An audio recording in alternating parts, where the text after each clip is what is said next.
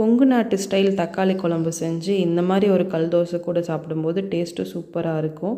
அதுக்கு ஒரு பேனில் எண்ணெய் சூடானதும் 2 பட்டை, கிராம்பு, 1 ஸ்பூன் சோம்பு, 1 ஸ்பூன் சீரகம், 1/4 ஸ்பூன் குருமிளகு, காரத்துக்கு காஞ்ச மிளகாய், அது நல்லா வதங்கினதும் 4-5 பல் பூண்டு, 1 கப் சின்ன வெங்காயம் சேர்த்து அதையும் நல்லா வதக்கிட்டு கூடவே 2 ஸ்பூன் மல்லித்தூள் சேர்த்துட்டு அது வதங்கினதும் 4 தக்காளியை கட் பண்ணி அதையும் இதில் சேர்த்து நல்லா வதக்கிக்கலாம்.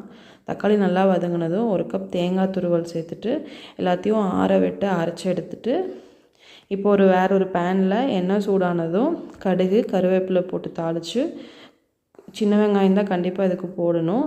சின்ன வெங்காயம் ஃப்ளேவருக்காக ஒரே ஒரு காஞ்ச மிளகாய் போட்டுட்டு நம்ம அரைச்சி வச்சுருக்கிறத குழம்புக்கு தேவையான அளவு தண்ணி ஊற்றிட்டு எல்லாத்தையும் நல்லா மிக்ஸ் பண்ணி உப்பு போட்டு கொதிக்க விட்டு எடுத்தால் கொங்கு நாட்டு ஸ்டைல் தக்காளி குழம்பு ரெடி.